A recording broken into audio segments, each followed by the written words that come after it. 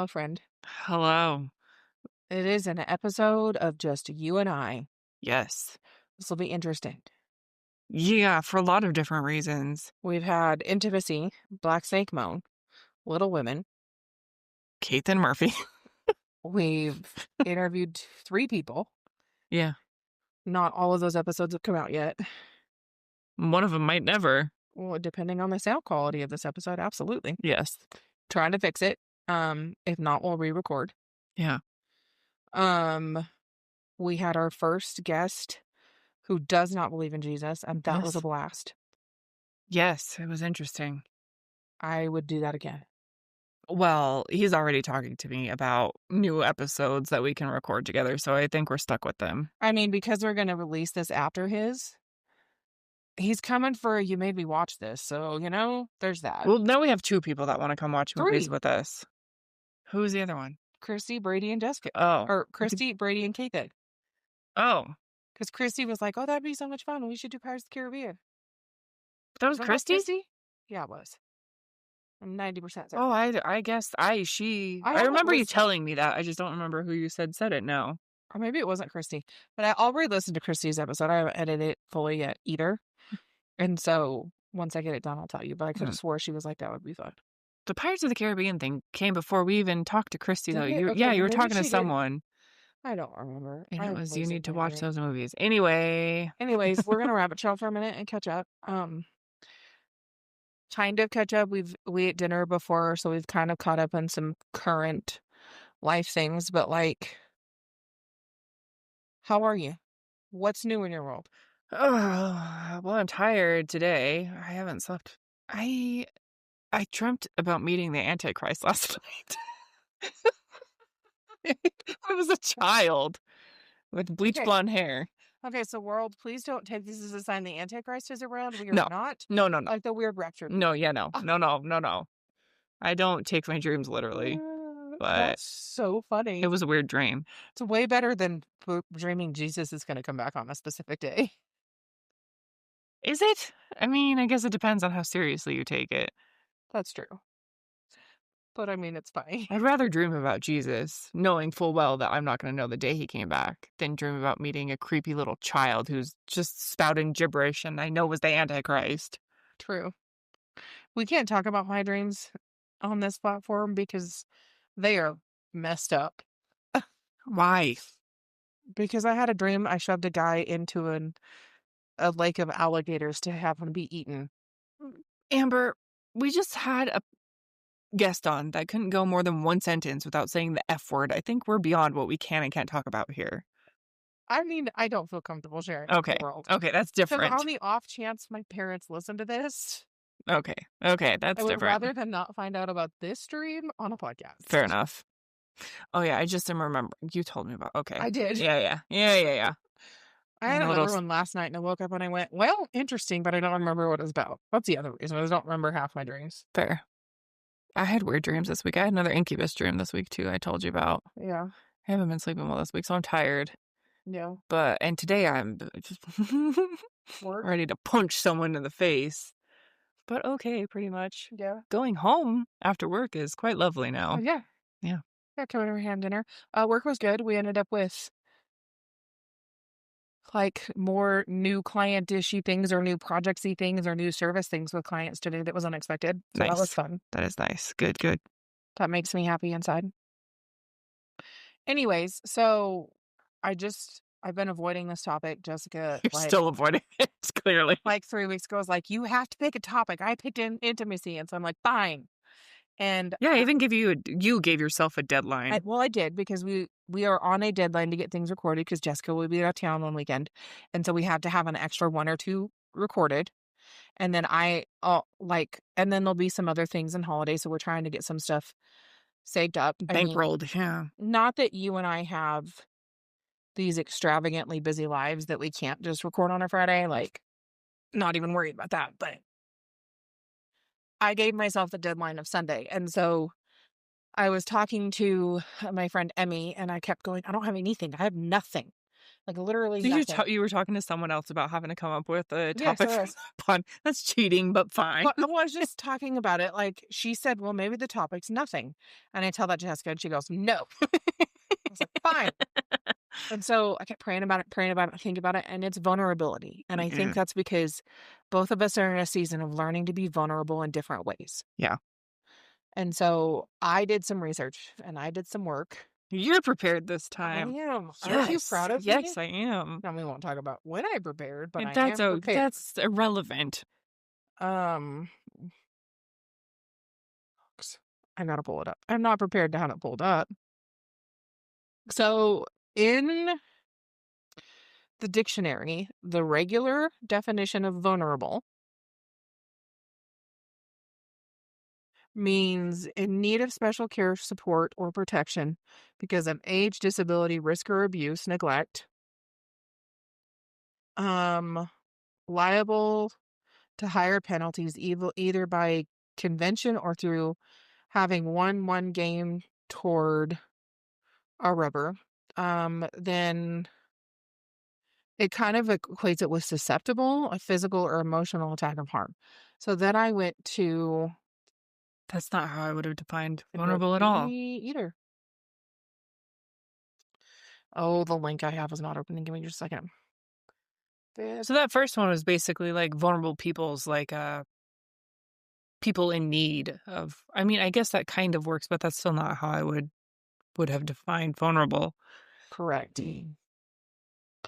In the Bible, vulnerability means acknowledging and honestly expressing human frailty, imperfection, and needs before God and in community, not as an end in itself, but as a pathway to God's strength, grace, and intimacy.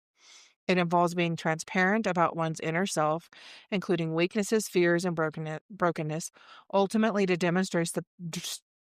demonstrate the power of the gospel and foster deeper relationship with the Christian community.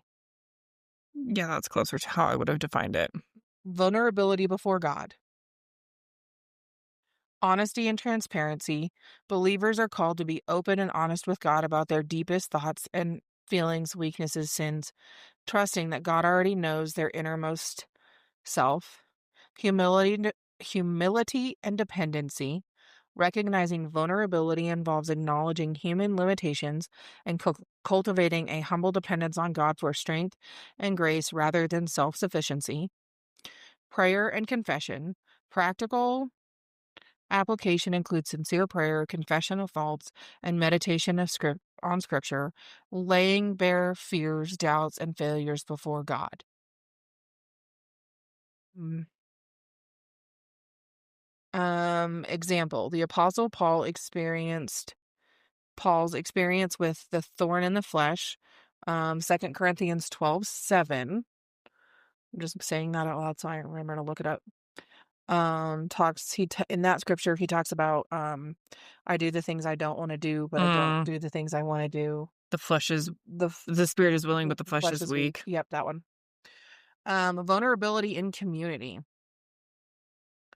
Interpersonal connection. Vulnerability fosters genuine human connection within the church body, and I would say even outside of it, Oh, yeah, yeah. by encouraging people, so this says believers, to be authentic with each other. Mutual support. It allows for sharing of burdens and the mutual support necessary for carrying one another through trials, as encouraged in Galatians 6:2. Redemption and transformation. Sharing one's brokenness in healthy, trustworthy context can lead to communal healing and transformation as believers point to the redemptive power of Christ.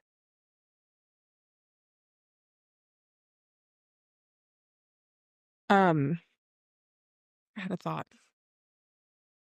I think part of being vulnerable for us is we are going to have to be vulnerable on this podcast. Yeah. Well, yeah, that's why are we doing this if we're not going to be vulnerable? Right. What are And you seeing on the sound? mine's way quieter than yours, and I Oh, feel like I'm eating it. So I just fixed it. It's these are fine. they're doing whatever they want. It's fine. They have a mind of their own. Anyway, vulnerability on this podcast. Yeah. So the Lost episode, I love that we're still referring to it, even though you're like, we're gonna have to stop. I'm never stopping. Yeah. It's Um, lore now. It's part of the lore. it is. You asked me a question about a time when I truly knew God was real, and it Mhm. led into talking about my ex-husband. Mhm. And so I talked about, and I'm just gonna reshare this story, and we can kind of suss it out and dig into it, and then come up with more questions and kind of talk about some things. But when I left my ex-husband, I read a book called Why Am I Like This? And in there, she talks about how her counselor had her do an exercise where she asked God to show her where he was in the room. And so I kind of did that same thing with a situation. And I might have alluded to it in Kathan's episode about my ex, but in January 21, my back went out. Like I couldn't even stand up straight, back went out. And so I, at the time, was lifting my ex in and out of bed. He has cerebral palsy. He used his disability to abuse in so many manners and so many ways. And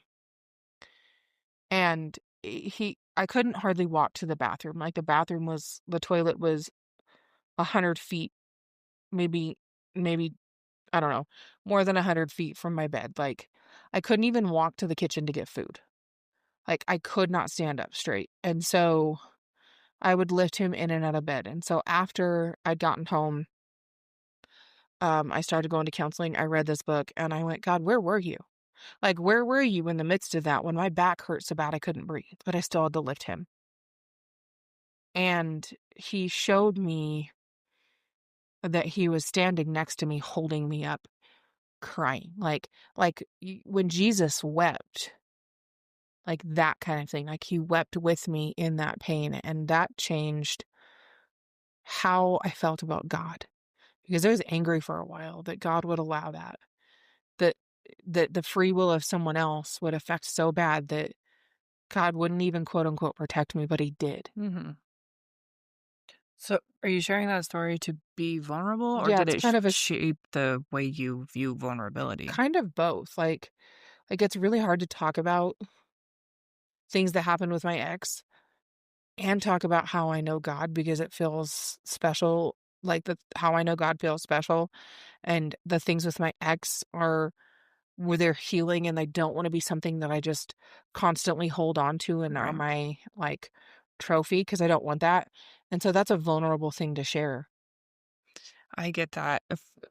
Still, in ways, I struggle to talk to people about my relationship with God because it feels so personal, and Hmm. letting people into it is scary. I don't know why. I haven't really had any negative reaction necessarily, but I know it's out there. So it's like, I want you this far away while we talk about this. Oh, I 100% agree with that. Letting people in to your relationship with God. Like,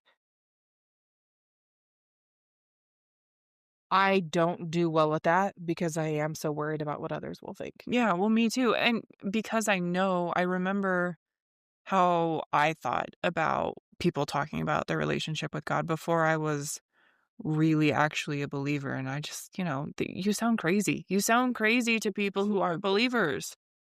Like the episode with Kathan, like I was like, I don't know how to explain this to someone who does not know God. Right. Like I literally sound nuts in the head right now. You're right. How do you talk about spiritual downloads and that peace and, Audibly hearing the voice of God. well, I haven't experienced that yet, but yes, even But you that. will. I believe it. Or, I mean, demonic oppression. How do you talk Oh about that yeah. stuff without incubus dreams, without Yeah. sounding like an insane person? Oh, absolutely. I don't know. And so that's where the vulnerability and the trust that comes in that goes, you know what, if I sound like an insane person, oh well, whatever. I still will preface it with like, I know I sound crazy. I know how it sounds.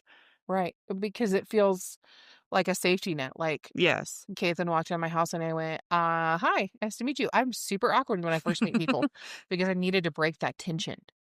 Right. Like I get it. And I don't know how to come across it. And I don't know if it's We just be awkward and we sound crazy and we don't acknowledge it and we just go on. Well, this I haven't really I knew this was what we were talking about, but I'll be honest, I haven't thought about it at all really concretely. But this sort of brings up the conversation of the authentic self that I've kind of been poking at with you too. Yeah, it does. So what do you mean when you say authentic self? I don't Because know. I go in a weird direction. I don't know what I mean. I know what I think is meant by most of society when they say authentic self, and that is not worrying about what other people think about your desires and your interests and your proclivities, just indulging without considering other people's opinions and feelings on the matter. I think that's how the majority define that. And I can't get on board. I don't agree with that. I know people have told me my whole life, don't care about what other people think. And I understand the heart behind it, but that is a terrible way to live. You have to an extent, you have to take into consideration other people's feelings. Mhm. Otherwise, how do you grow? You don't. You don't. You have to have a mirror back at yourself so you can see your faults and your deficiencies and strive for better. So my mom and I, because she started asking me this question too, as she's been wrestling through whatever she's wrestling with. Authentic self, what does that mean? And last Sunday, I went to Douglas to borrow some clothes for her, and we got to talking about it. And on my drive home, I started trying to think about it because when I first started really thinking about this was with my last relationship thing. And I remember in it, when I was around him, I I could physically feel that I was holding stuff back. And it was stuff that I wanted a partner to see, like my fun side, my carefree side, the bubbly, weird, dance in her car by herself thing. But once I got through that, I realized that I was protecting myself Mhm. from him. And if he would have seen, like, it would have gotten too deep if I would have let him in that deep. So it wasn't like I wasn't being fake, but I was protecting myself. So I tried to transpose that onto what's I'm thinking about now. And like when you asked me if I am my real self at Bible study, and I instantly told you no, but I thought about it a lot after you asked me. There's not anything that that's not true. There's one thing I'm holding back in Bible study, but for the most part, I'm not holding any parts of myself back in Bible study. It's just not really the environment to show yourself. We're not there to get to know each other. We're there to get to know God. Right. And so then my thought, this is what sparked what I told you guys on Saturday. So, or maybe, so it was Saturday that I went and got the, it doesn't matter. Then I started thinking to myself, like, okay, well, then what am I afraid of showing people? What am I afraid of people seeing?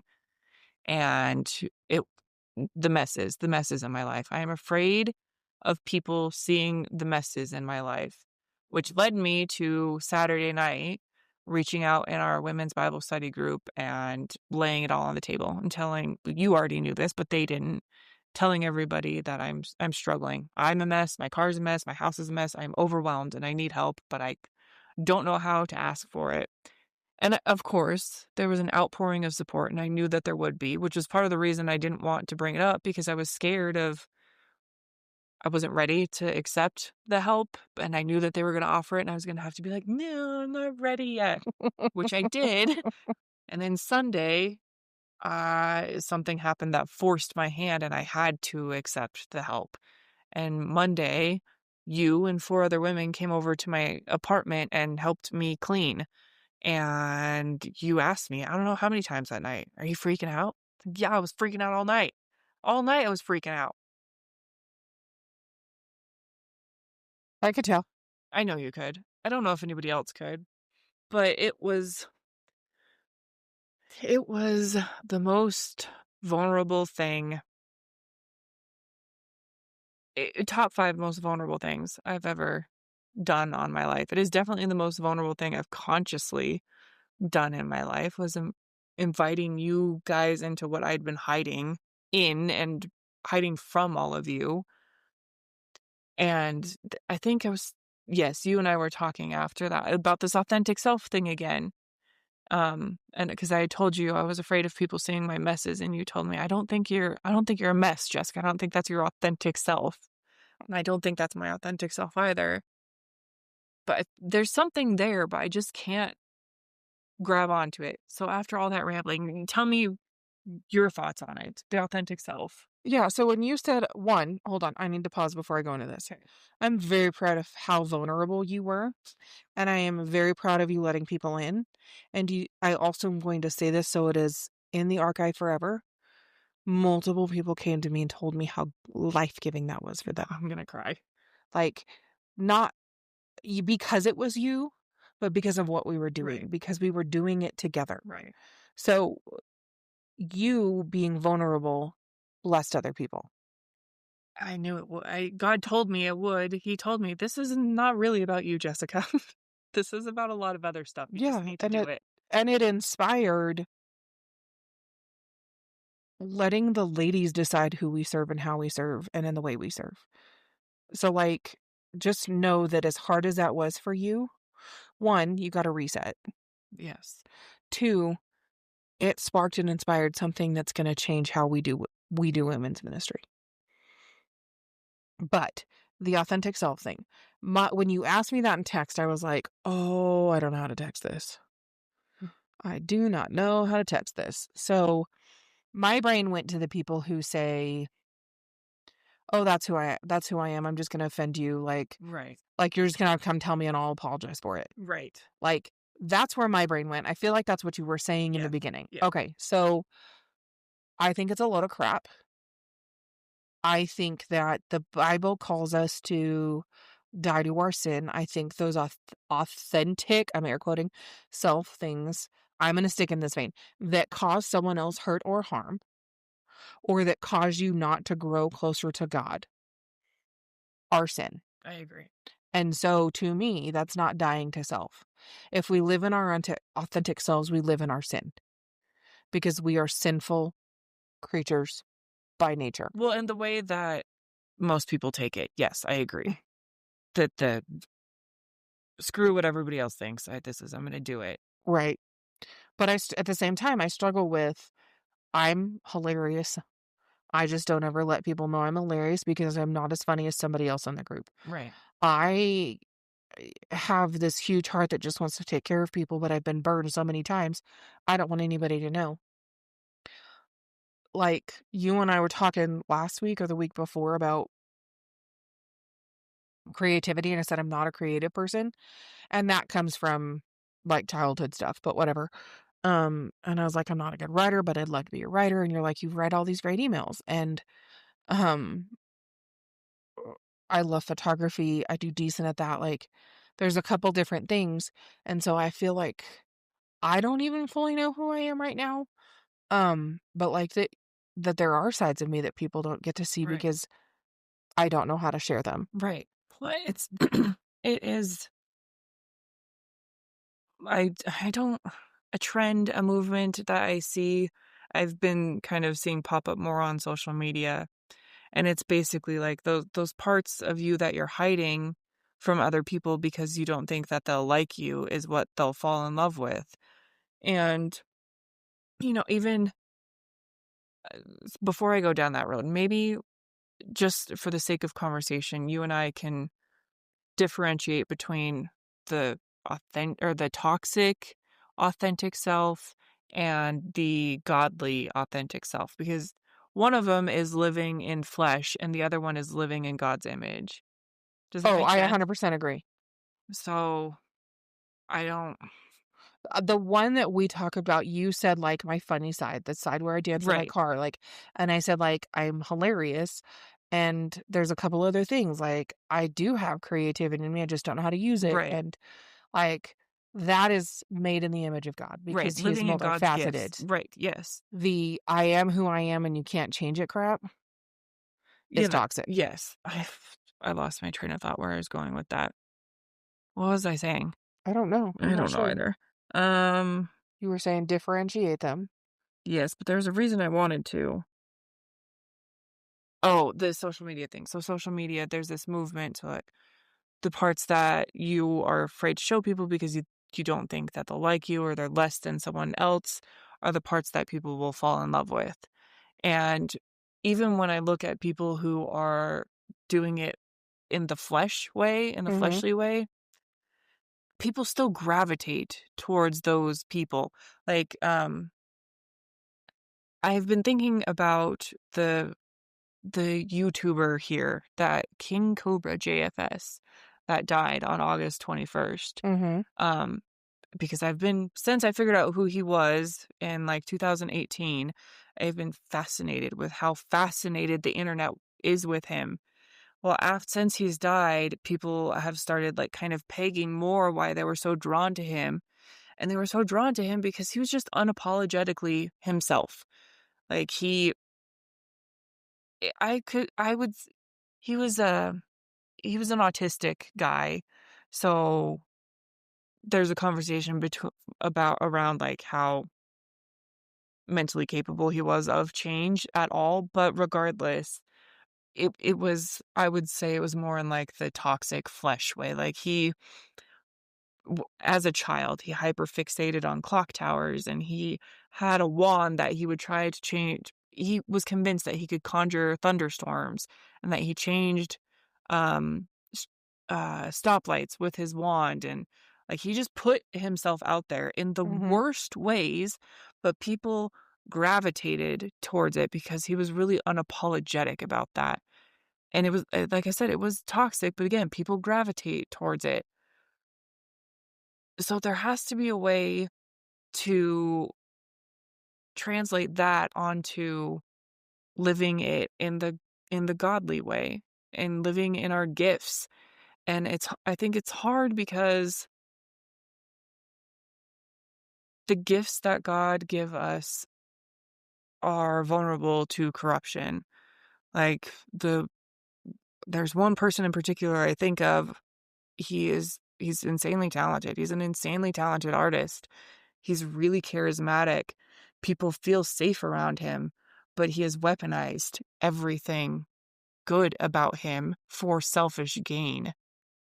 And I think that's a vulnerability with your giftings from God. You can weaponize them. So it's like it's finding the balance between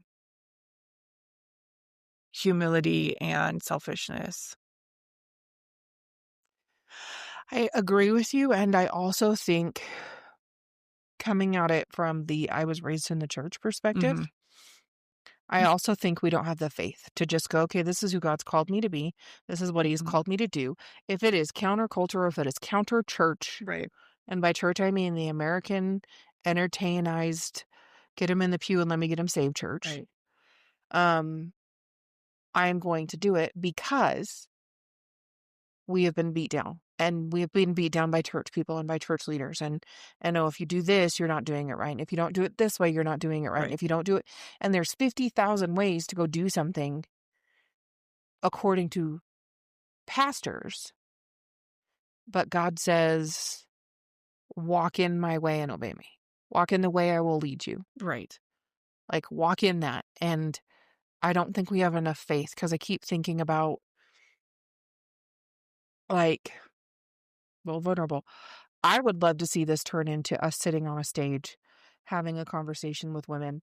I know, Yeah, I'm that about midway terrifies through. me. I know, me too. And because it's vulnerable and it's exposing ourselves Yeah. and it leaves space for people to make judgments about us. Right. I mean, and the side of it that is like it leaves space for it to be corrupted and us to manipulate. Right. So like we've got to have safeguards. But if we walked in obedience in this and that never happened, then great. If we walk in obedience in this and that happens, then we have to have the faith to do it, even if it sounds absolutely bonkers, like smuggling Bibles in countries that's not allowed. Right. Pastor Igor talked about casting out demons. Like, things in the Bible still happen today. They don't happen in the American church because the American church doesn't want it. Right. And so it sounds crazy It does sound crazy. to be vulnerable and walk in our giftings and be our authentic.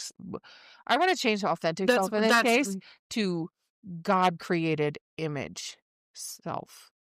That's a Like, mouthful. I know, but like something like to differentiate God created Yes. self. I don't know. We need, yes, that's what we need to parse those out. Yeah. The difference between the flesh self and the spirit self, or the God self. I don't like that because that's too new agey, but you understand. Yeah, well, we talk about this a lot in Bible study, and I'm going to always reference this because this is where we started, is we are created in the image of God, and if we don't know God, we don't know who we are. Right. And so we did a deep dive into the character traits and attributes of God. And so being created in his image, like if you look at a kangaroo or a platypus, they're hilarious creatures. Octopus are the weirdest thing I've ever seen or heard of, and the spaces they can get into. Like God has creativity and a sense of humor in him. So why would we not? Right. This is a total tangent rabbit hole thing, but just briefly, you and I should do the attributes thing again and condense it into like a 2-week Bible study, and we should do it again after we get through the whole Bible. Just to do it or to do it for the podcast? Oh, I meant for the Bible study. I mean, we could do it for this too, but with Just our to do the ladies. Bible study? Yeah. Oh, got it. Okay. Yeah, Like yeah. do it at the beginning of January, the first few Yes. weeks, and be like, hey, Now that we've read the whole thing, let's revisit this got just it. briefly, like really Okay, quickly. fantastic. Yeah. I'm Yeah. tracking where Yeah. you're Yeah. thinking. Glad, got it. Yeah. Filed away. Anyway, Back off that trail. yes. You talking about being faithful and obedient has played into this whole thought process as well, and played into me finally being like, I need help. I guess I don't want to chat GPT it because I'm really trying not to use chat GPT, but we got to come up with a better term than authentic self, because this thing that we're talking about is so much more nuanced than what I see the current cultural understanding of authentic self is. It is humility, it's faithfulness, it's obedience, it's vulnerability, it is accountability, it's intimacy. Like it's not just me. It's me in the context of reality.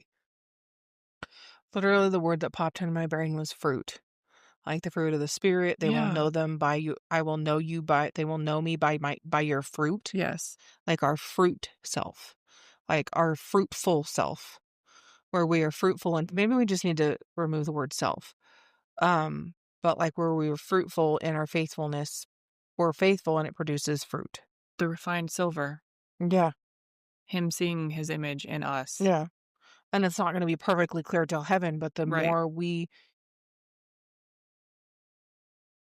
seek him and get to know him, the more refined we are and the more his image is reflected in us. The more we find who he made us to be. Mm-hmm. It's feeling important to really, right now, as you and I were talking, start to pull apart the cultural understanding of authentic self and his process of refining the silver. What are you doing? Googling What are you Googling? Bible stuff. Well, I assumed as much, but I didn't just want to sit here in silence, so I was going to make you talk through it. I'm Googling Bible verses.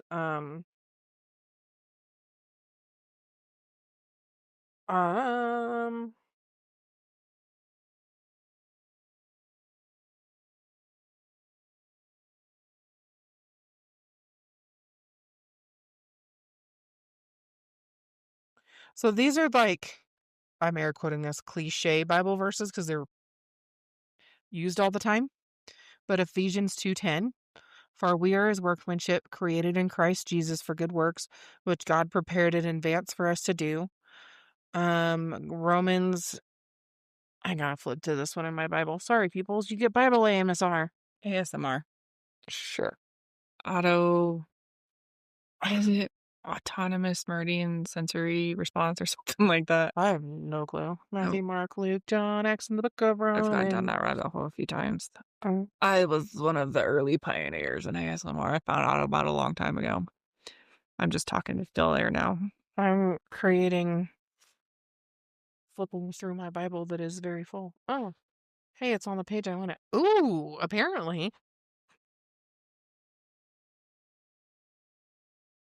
So Romans 8:28 and 29. We know all things work together for good for those who love God, who are called according to his purpose. For those he foreknew, he also predestined to be conformed to the image of his son, so that he would be the firstborn among the many brothers and sisters. Verse 30. And those he predestined, he also called, and those he called, he also justified, and those he justified, he also glorified. And then First Peter, because my brain literally just went there.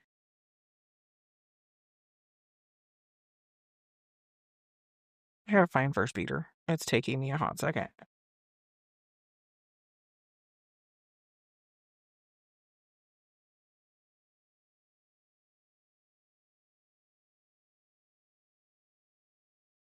Maybe it's not First Peter. Maybe it's Second Peter.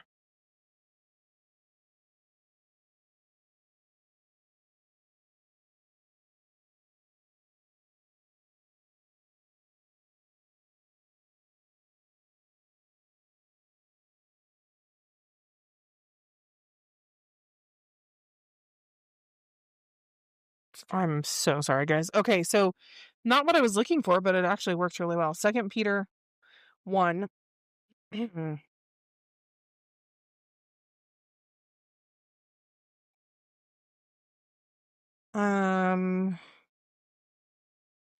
just gonna start reading it too and probably read through 11.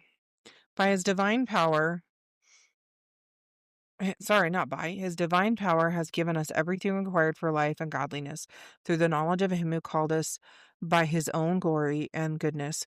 By these he has given us very great and precious promises, so that through them you may share the divine nature, escaping the corruption that is in the world because of evil desires. For this very reason, make every effort to supplement your faith with goodness, goodness with knowledge, knowledge with self-control, self-control with endurance, endurance with godliness, godliness with brotherly affection, and brotherly affection with love. For if you possess these qualities in increasing measure, they will keep you from being useless or unfruitful in the knowledge of the Lord Jesus Christ. The person who lacks these things is blind and short-sighted and has forgotten the cleansing from his past sins. Therefore, brothers and sisters, make every effort to confirm your calling and elect, because you do these things and will never stumble.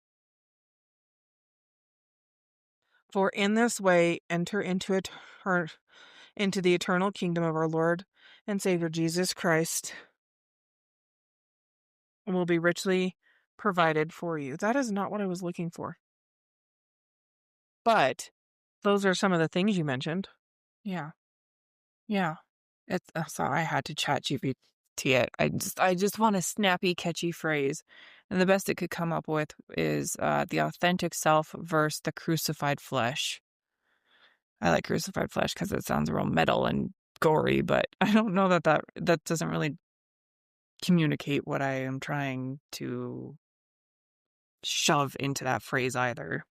I think we just keep working through it. Yeah. Like, we don't have an exact answer right in this moment. So what I was looking for is 1 Peter 2:9. And I'm trying to go for things that God says we are. If I would have just read my Bible, I would have found it faster. Just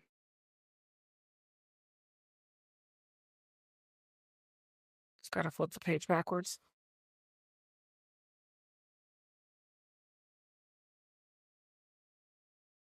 I'm just gonna start in verse 1. We're going for it today. Therefore, rid yourselves of all malice, all deceit, hypocrisy, envy, and slander. Like newborn infants, desire the pure milk of the word, so that you may grow in your salvation.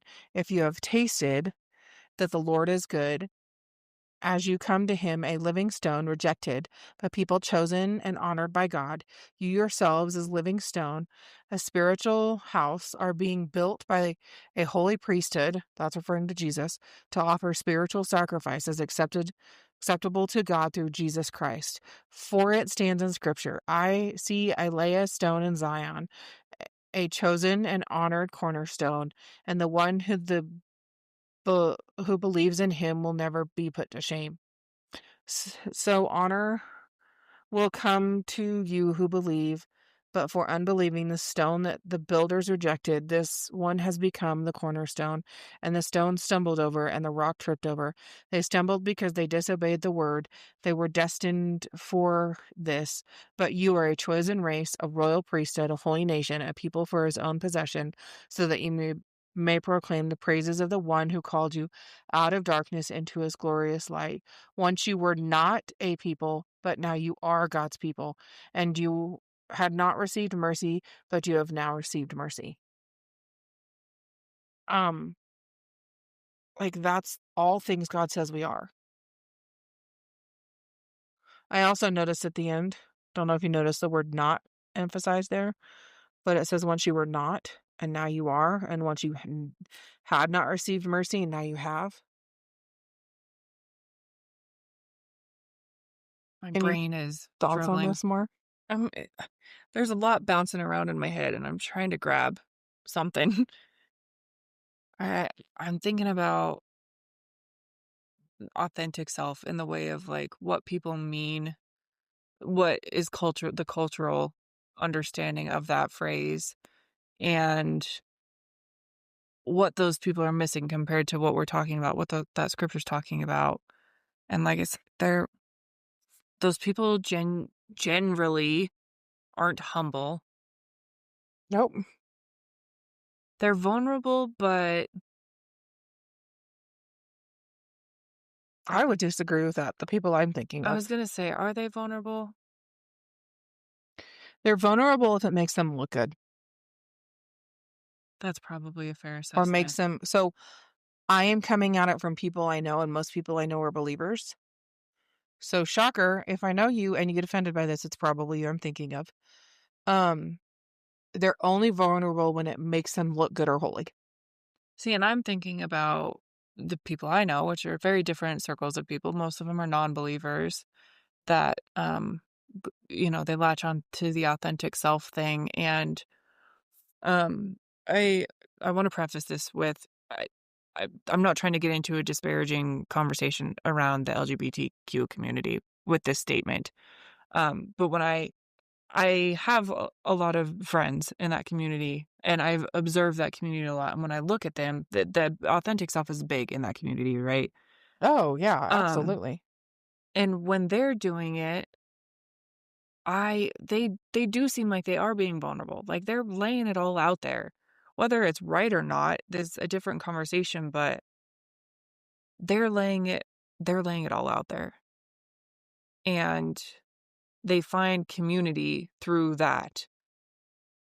Many of the people I know in that community have, until recently, stronger friendships than I've ever experienced because they connect and bond over the things that other them or that they feel othered by.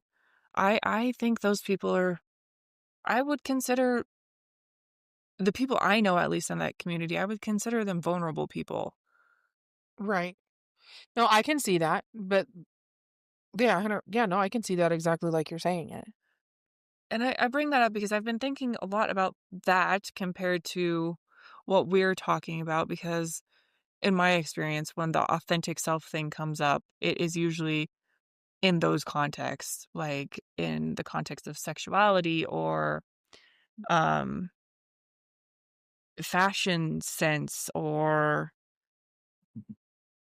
creativity, like art stuff. That's how I see it bubbling Mhm. up with people.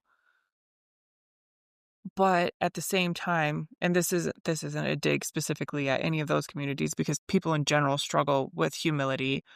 Um, a lot of them lack humility.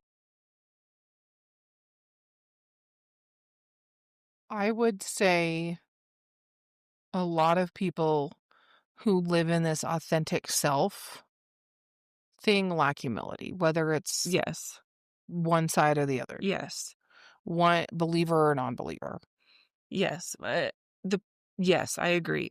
Across the spectrum, people that I have interacted with, they are not super willing or comfortable having their sense of identity challenged. I don't think anyone is.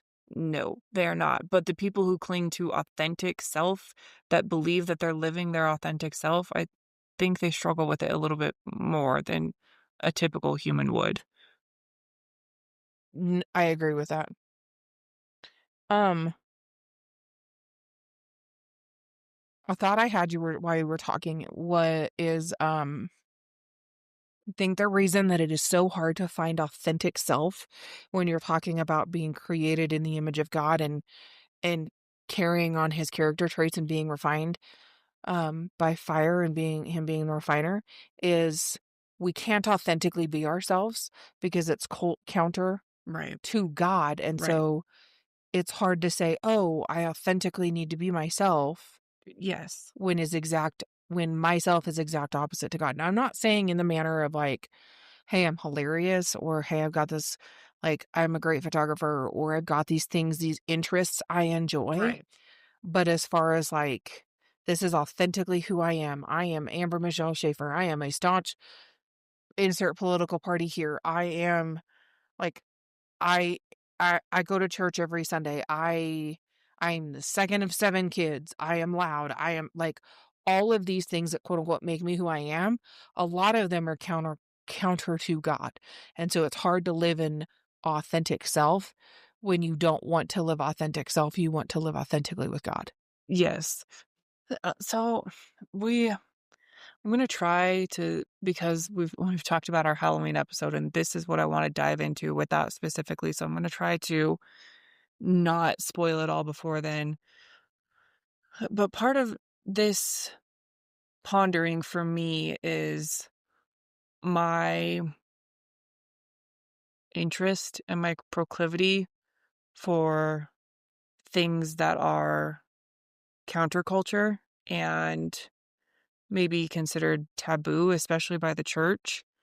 Um, but as I was doing research for that episode too, there's plenty of scripture about God living in the shadow too. Like God shows up in the shadow too. He's Mhm. there too. Um, and for me, it's the journey of, and maybe this is just wrong thinking. So challenge me or push back on it if it is. Um, it's like the movie thing. I am convinced that I can find God everywhere. Like I can find God in everything. So in these some of these interests that I have, I know that they are dangerous in the same way that being put in a leadership role is dangerous, right? Those people are prone to corruption and vulnerable to Mhm. corruption. Um, but I know that God is there too. I know that if I could cement this nebulous thing in my head, that God could show up through the art that I create, that maybe is a little bit darker than people think Christianity should be. It's because they haven't read Judges. Yes, Sorry, like I said, I had to make the joke. no, I'm yeah, sorry. I wanna save that conversation for the Halloween episode because it's good, but it ties into this conversation about quote unquote authentic self. We really got to come up with. We'll We'll figure it figure it out. out We'll get it before we post this eventually. episode. I have a thought that is along those lines. Okay. So, in our reading this last week, the king, Xerxes, whatever his name is, I can't say Esther's either. king. No, not Esther's king. Sorry, the one before that. Oh, When they went back, we were still in Ezekiel. No, we were still in. whatever, Zechariah. Zachariah. Okay. We've read too many books in the last 3 weeks, and I don't know which one we're anymore. But they're going back to the Promised Land to rebuild the temple. Mm-hmm. And God says over and over, I can use everything for my good and my glory. Right. Over and over. That's Amber's paraphrase version of over and over. And literally the king sends them with, like, he puts a decree, he makes it unchangeable. He says, I'm going to send you with silver, I'm going to send you with gold. People can't mess with you. When you need more, you just ring-a-ling-ding my cell phone, and I'm going to send more money. And then they stopped for 15 years because they were told they couldn't because the record had got lost. God took what all of these people intended to evil to stop the Israelites and already had a plan 15 years prior to rebuild the temple. Right. So God can use anything he wants to. But are we willing to be that vessel? Are we willing to be that person? Like, you and I are opposites in a lot of ways, which I love about our friendship, but maybe God has not taken that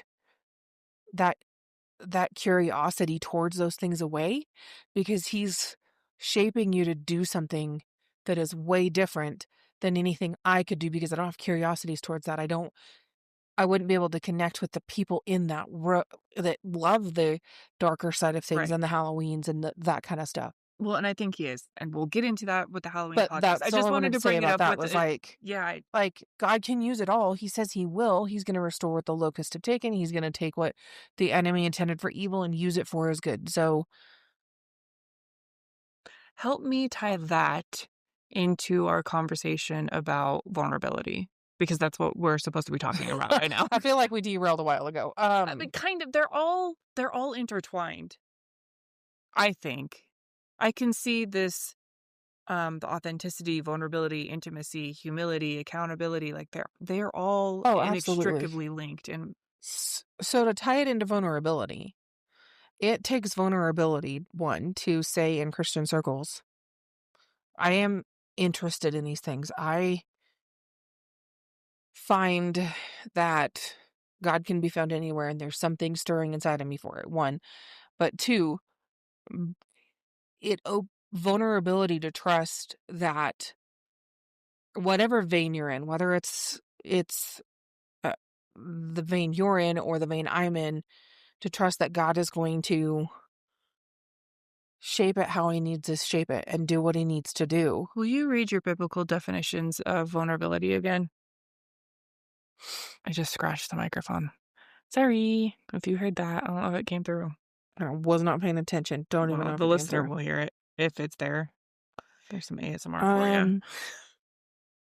I love that's our thing now.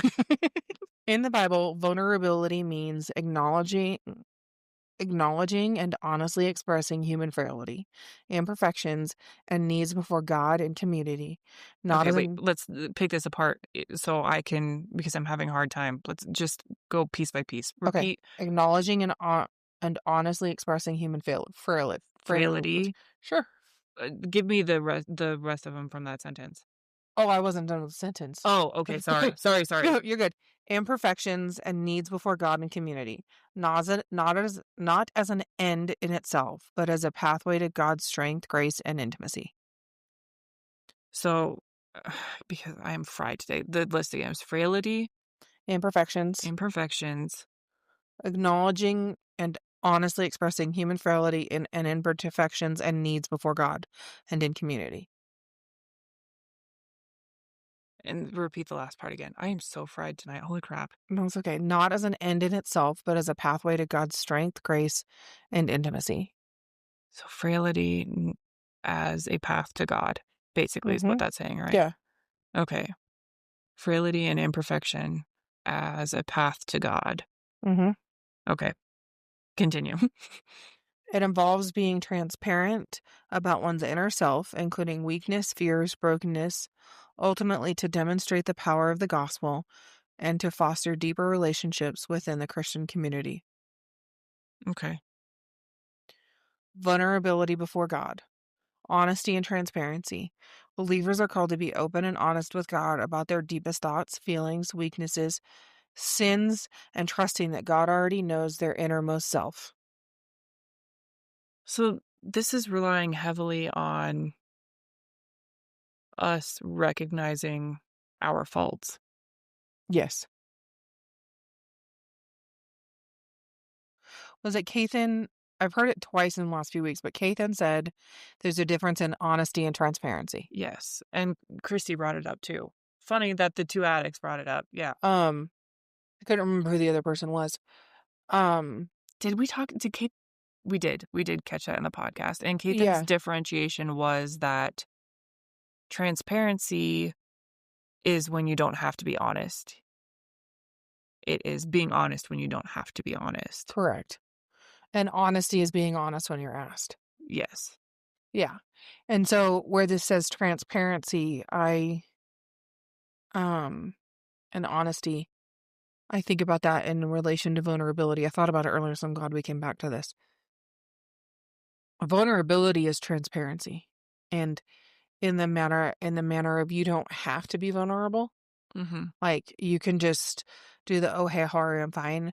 But vulnerability is being transparent and saying, pause, caveat, not to every sinking human you meet, but to trusted people. Mm-hmm. Saying like, hey, here's my struggle. Here's where I'm at. Here's where I'm hurting, or here's the joys I've had. And that's some vulnerability things right there. Hey, well, what that brings to mind immediately is the thing that we're not talking about. That we've decided not to talk about, and that we won't talk about here, but like with our women's group, is that a transparency that is I have a lot of thoughts about how to handle that one. That's a hard one. But it plays into, and we don't have to talk about it, but even I think maybe this illustrates the point more, the fact that I'm not talking about it. It plays into this conversation about vulnerability. I think the reason that it's not being talked about is because it hasn't been resolved. It hasn't been rectified. It hasn't been fixed. There has been no conclusion to it. And so until that happens, I don't think you can. Because all it is right now is hurt. With anybody else? I would caution you not to. Until you've dealt with it directly with the person. Which that right there, like, let's be honest, like, that right there takes vulnerability to go to someone and go, hey, like... Yeah, because you say that and I think, I'm not doing that. I'm I absolutely know, not but doing like, that. there's things that I've thought about that I don't want to do. Like, in that vein of like, hey, like, this is where I've been hurt. Like, or when somebody comes to you, like, there's a couple of people I'm thinking of that I know I've wronged. Like, somehow I know I wronged them. I have no clue what I did, but I know they were hurt or wronged by my actions. And they will not come to me and tell me what I did. Mm-hmm. For me to go, okay, you're right. I was wrong. Forgive me. I know that trust has to be rebuilt, but now that you've said it, I will own it and I will never ever do that again. And or like, I will re-earn your trust, but that chance isn't even there because they don't want to talk to me about it, which is their choice. And all I can do is ask God to allow it to happen, or ask God to allow them to forgive me without talking to me and to rebuild a relationship. So that aside, we'll have to talk about that more later. That aside, how do you think I could be more vulnerable? In general, or in specifics with a specific thing? Both. Not that thing, but both. Oh, you're mean. Why is that mean? Because that's the one I was going to go after. We can talk about that later. Okay. I think in general, you do a pretty decent job with it when you trust people. And I caveated it with, you have to trust people. Mm-hmm. You do a really good job. So I sent out an email on Monday, and in it, I talked about how Jessica asked for meals for her sister. Her sister, newly pregnant or just found out, husband working extra hours, overwhelmed, exhausted, sick, and Jessica came with vulnerability to this group of women and said, "Hey, here's what I need," not knowing what the outcome would be, or maybe knowing, I don't know, like, it's our women, so you might have known that the answer would be absolutely yes. And then you did it again with the apartment cleaning. And, um, you were vulnerable there, and you're getting better at it. You're good at being vulnerable in conversation slightly, but I also don't think sitting in the middle of Bible study is a place you share all your deep, dark secrets and everything you're struggling with. Well, So, that's not why we're there. I know, but, I think in general, you do a good job with it when you trust someone, and you have to trust them before you can be vulnerable. Okay, but that wasn't my question. What was your question? How I do I was be under more vulnerable? How can I I be more vulnerable? reaching out and getting to know people that you are uncomfortable with. Yeah, that's probably true. You say that and my throat went. I physically watched you. I could feel it. I physically watched you do that, but, it's hard because I need to do that one too. We are very different, but we're also very similar. Oh, Because yeah. everything you just said about me is Yeah. exactly what I would say back to you, and for the Yeah. same instance. Yeah. Um, I kinda got forced into it being the women's ministry leader, so I talk to a lot of people all the Wow. time now, so but, I don't talk to people the same way I talk to you Right. and Texas Sarah and Steven Sarah and my parents. You notice I differentiated the Sarahs for Yes. you? Yes, I did. Um, so, some of that is more, but also, I don't think we need 15 friends. Like, social media portrays all these ladies that go on group trips together, and there's, 7 of them, and they're all supposedly really, really good friends, and I'm like, I don't need 7 really good friends, but I could be vulnerable with people when I'm in conversation with them. This this adventure you and I are on with this podcast has me thinking a lot about all of these things and how they tie together and how God is trying to show us the proper way to utilize them. Mhm. Because my next question that it felt, how do we be more vulnerable here? How do we use this thing that we're doing to be more vulnerable?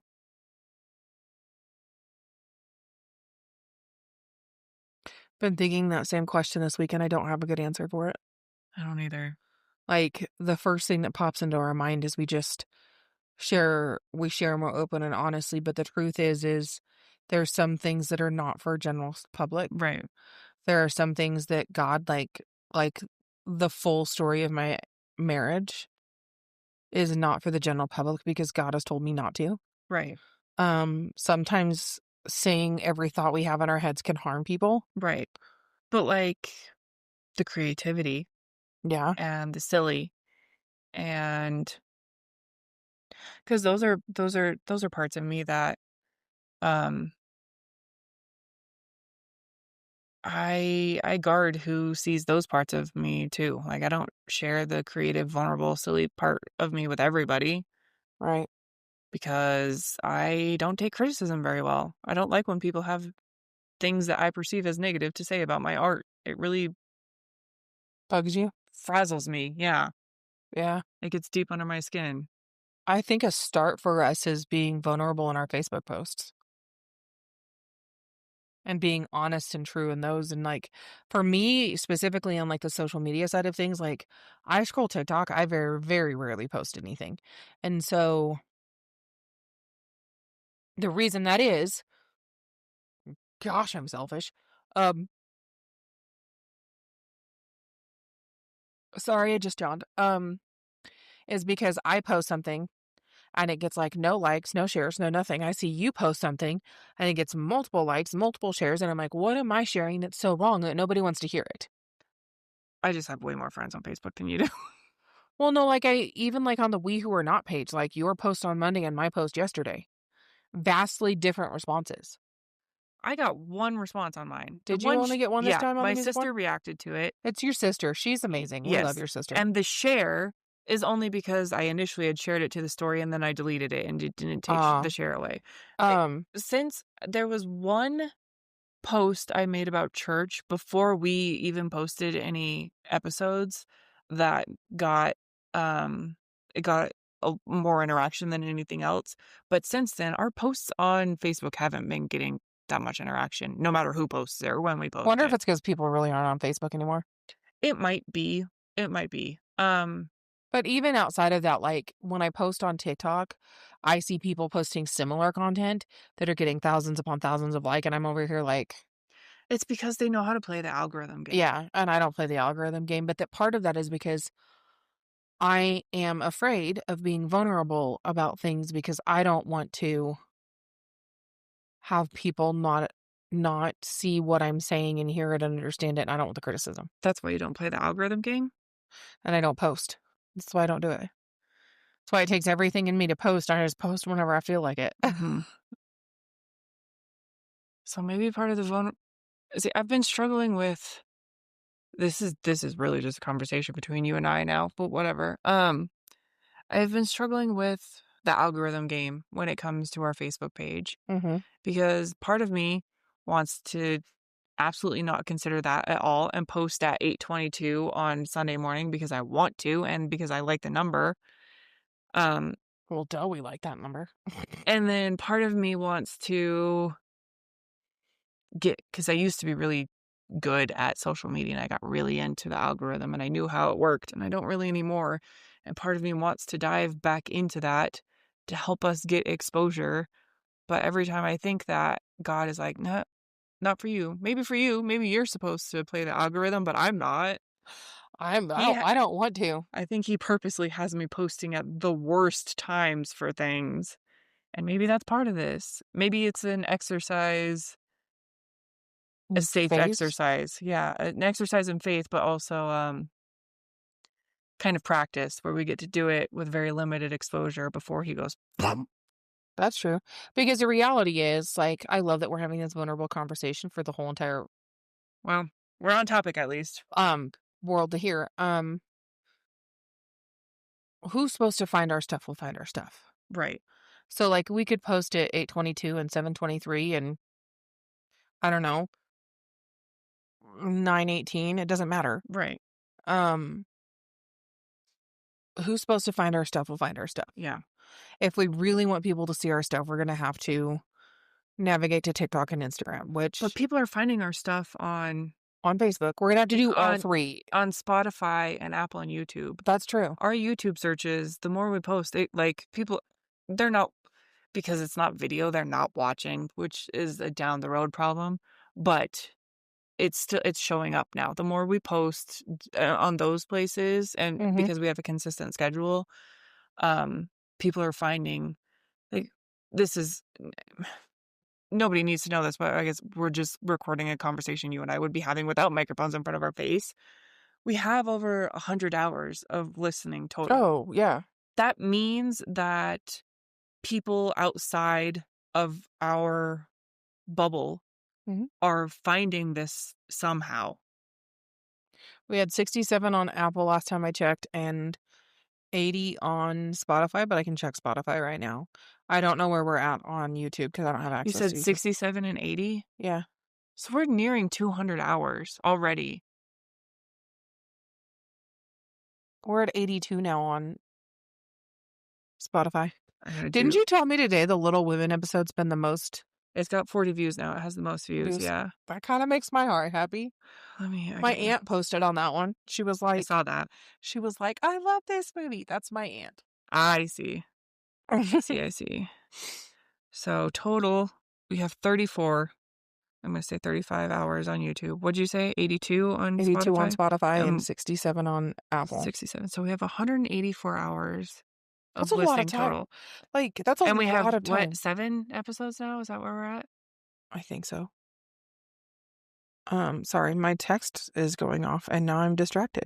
184 divided by Podcast. 7. So that is on average Yeah, 7. That is on average 26 hours each, and they're 2 hours each, roughly. This is That's approximate. averages. Yeah. So that is, on average, 13 people listening to each episode. Mhm. That is more than our bubble. So Oh, people are yeah, finding this somehow, just maybe not on absolutely. Facebook. Oh, I know. I was just thinking the social media piece, the things we post on social media are different than this. Like yesterday, I Yeah, posted about, like, in preparation for this episode, about a time when I found God as provider. yeah. And I posted that. And so being vulnerable, and I'm going to start posting more of what I wrote in that season, and how I know God. But that's just what I was meaning. Like, I'm scared to be vulnerable on social media Right, because what if I'm rejected? right. What if I say the wrong thing? Well, Facebook is a good place to What start if I because there's offend not a lot of somebody? eyes on it right now, so Right? we can test our weird there. And test our weird. That should have been named the name of this podcast. Test our weird. Well, we can turn it into a series at some point. What would that look like? A test our weird. Yeah, a series or even an episode. Test our weird. That could mean so many different I things. don't know. I feel like this is an off podcast conversation to figure out. That's fair. I mean, if you I'm have just padding it reasonable, now. We're just chatting now. That's not. um, we've been at it for an hour and 15 minutes Oh, almost. Yeah, we don't need to pad. okay. But like, if you have reasonable suggestions about testing weird, No, we'll we hear can. them. But if not, we won't listen. Let's go back to what we were talking about. Vulnerability. Yeah. I think it comes down to, like we've said, vulnerability breeds intimacy and trust. And I guess if I were to say one thing to somebody about vulnerability, find one person that you can be vulnerable with and trust, and do that, because that person's going to help you go closer to the Lord and reach your goals and hold Well, you accountable. as you said that, I am reminded of the scripture that tells us to confess to one another. Mhm. I've thought about that a lot, just in general. Like, there's nobody knows every single thing about me, but every single thing about me I have told to somebody, Right. and it's a lot of them are really vulnerable, but confessing to one another, it breeds intimacy, and I can see I can see why God told us to do that. Oh, absolutely. I've been thinking about that too, but I've been thinking about it in the relation of, it's repent to God, Mhm. not repent. Like, yes, if you wrong someone, go seek forgiveness. But like, for your own personal sins, you're asking God for repentance and forgiveness, and then confessing one to another. And it's to hold each other accountable for Right, and you're being vulnerable in right, that. right. Like you and I have on a lot of occasions. Yeah. Yeah, 'cause there's been a couple instances where a thing has happened, and I've not told anybody about the thing, and it just festers, and it makes me feel it just gets it's like my mom used to say this all the time, secrets turn into big ugly monsters. Oh, yeah, absolutely. Makes me think of the fib from outer space from the VeggieTales. The more Junior Asparagus lied, the bigger the fib got until he was taking over the city, kind of like Godzilla. Yeah. Yeah, same sort Like of thing. saying, so you don't confess, Yeah, it secrets turn into festers. big ugly It monsters. also vulnerability and confession also help you stay within the boundaries Yes. of your boundaries. Like, your boundaries and my boundaries are different. There's a lot of them that are similar because we're believers, but it Yeah. keeps you inside your boundaries. Well, I can, I'm just gonna I'll flop this out on the table. Sorry, Cathan. I'm airing our business. I told you already. Cathan and we've known each other for a really long Yeah. time. Um, Nothing has ever happened between us. I should say that, but I have shared with him. I've been vulnerable with him about my experience with men in the past and them not respecting my boundaries. So when we hung out after we did our podcast, Yeah. he was very careful to respect my boundaries. And I told him it really made an impact. It really made an impact on me. It's like, Oh, how vulnerable do I wanna get? Tell me, how vulnerable do I wanna get? How honest do I wanna get about this? Not about Kate then. No, I know the in general. Yeah. I think that's okay vulnerability-wise, No, I unless you're thinking you need more. I mean, I wouldn't say names, but if they listen, they're gonna know. yeah, that's not what I'm concerned about. Okay. I am concerned about, talking about my garbage that is scary to talk about with anybody, but definitely on a public platform. Um, Is it stuff that you have said to a trusted friend it's stuff that privately? most people know about. People that know me know about it, yeah. So I guess I'm just gonna we'll not beat around the bush. I'll just flop it out there. I I struggle with sexual sin. I have struggled with sexual sin for a long time. Um, I I'm really picky about men, but I choose terrible men. And it is it's hard for me to say no once physical stuff starts. Like I don't normally say no. And that's changed recently, but in the past. And there's been multiple times where I will like a guy and I'll tell him that and he'll use it to his advantage, of course. And then I feel manipulated and I hate myself and it's a whole downward spiral thing. But several years ago I met a guy. We had been following each other on Instagram and he will never listen to this, but if he does, he'll know who he is. Doesn't matter. Um, he reached out to me on Instagram. He's like, I had a dream that I asked you on a date. So like I gotta ask you out. And he did, and we went on a date, and I enjoyed hanging out with him. Um, and I communicated that vulnerability to him. I told him like, "This is the thing I struggle with. We cannot do it. And you can't push me." And he didn't. He respected it, and it was the first time I'd ever had a man respect those boundaries, and it changed everything for me. It changed how I interacted with men entirely. It took a little while longer for the boundaries to set in a really concrete way to where I am now. Right. Um, but it's because I was transparent with him about my struggles and my vulnerabilities. He respected them, and I was blessed through him respecting them. And the same sort of thing happened with Kathan. Kathan knows a lot about me. There's probably only like 2 or 3 people that know more about me than he does.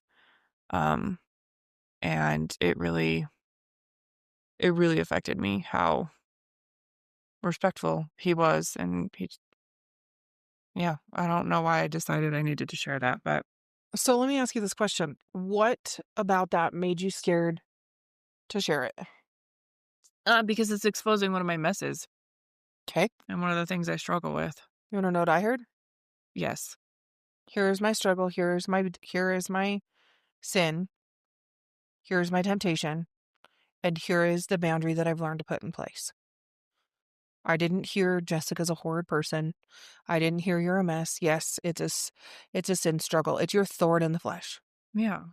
It's your thorn in your side. But And I would have told you that, no problem, but I it's know. this That's why contraption in front of my face. I know it's the microphone and the fact this is gonna be out there for anybody in the world to And now find. I know my mom is listening. So sorry, mom. She kind of knows already I was gonna anyway. say she probably knows more than you think. Well, Um, I've told her enough that she definitely knows. She has instant. She's put together the pieces. right. But I didn't see a mess. I saw someone who went from I didn't know God, this is how I struggled and this is what I did. And as I found God and I knew God and I started growing towards God, this is what I did to set these boundaries in place. And it was scary and it was vulnerable. The first guy that honored it made it easier to do it again. And then it cemented these boundaries that I wanted in my life.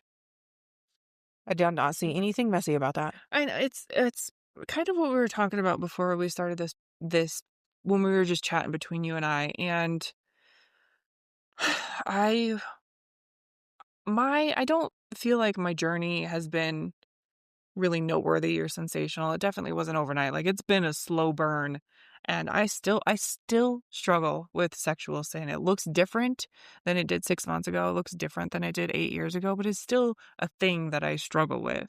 Becoming Christian didn't make it go away. Honestly, I don't think it makes us go away for any of us because we all do. Like, I struggle with we didn't put a warning on this one. No, but we can add it in, I guess. Oh, I'll add it in. It'll be fine. We just need to record one that we can just slap on all of them when we need to. Agreed. I struggle with sexual sin temptation as well. And the Bible repeats it over and over and over and over again. So it is not something that we are not going to struggle with because we were created by God for that desire, Right. like with that desire. And so it's there. And so why would we think as single women we would not have that desire? And then therefore the desire is not a sin. It can turn into a temptation, which then turns into a sin when we act upon the desire. You're right, and that's my I struggle know. is I know, but like you're putting what I'm saying is you're putting boundaries in place. You're not the only one who struggles with it, and it's not a surprise. I know, it's this one specifically more than the other ones, it sins, I mean, or like, struggles with sin, struggles with temptation, at least for me, um, in the context of the church, it is one that it's either, like, super glossed over or you're, like, super demonized for still struggling with. And then you have the world around you that's like, just you gotta do it to feel, don't you gotta you gotta scratch the itch basically. Like we can't help ourselves, like we have to do it. I mean, to some degree, part of the church is that way too. But Yes. here's my struggle with it is we've so intermixed the world into the church that living together and sleeping with someone before you're married is okay. Sleeping around, like if you're sleeping around, then maybe there's a problem. But if you're monogamous with one person, maybe it's okay. And then at the same time, there is a what's the word I'm looking for? A rapidly growing porn addiction, and pornography is a sexual sin. But in the church, specifically for men, now women struggle with it too, and they fall into it. But specifically for men, what I have learned is, oh, it's just pornography. It's not that bad. Right. And so, like the sexual sin you and I are talking about is more taboo, but oh, it's just pornography. It's not that bad. It's not harming anyone. Right. And I mean, I didn't bring it up to talk of we'll probably get into all of this one day more, but in terms of vulnerability, um there are it's hard to be vulnerable in a church setting, Yeah. and it's hard to be vulnerable in not a church setting, but for very different reasons. Yeah. Absolutely, it is. I don't really know what to make of that. This is making my wheels turn more than I thought it was going to, this conversation. I can see that. Um, I think it says that vulnerability is hard. I think it says that the church side of it is another conversation for another day. Um, I also think it's really good you're vulnerable in this moment. One, because I can tell you, like, hey, you're overcoming, you're putting up boundaries, and two, you're not alone. Like, I know you're not alone. Like, I know you're not alone, but hearing someone else say, yeah, me too. Yeah. Like, maybe not in the same way you do, but I do. So, yeah, me too. Did you have any goals that you or intentions that you wanted to achieve with this, us talking about vulnerability? I think that it was talking about vulnerability and being vulnerable, and I think we've done that in several different ways. Because I don't think vulnerability is like this uber biblical topic or uber. Do you think it should be?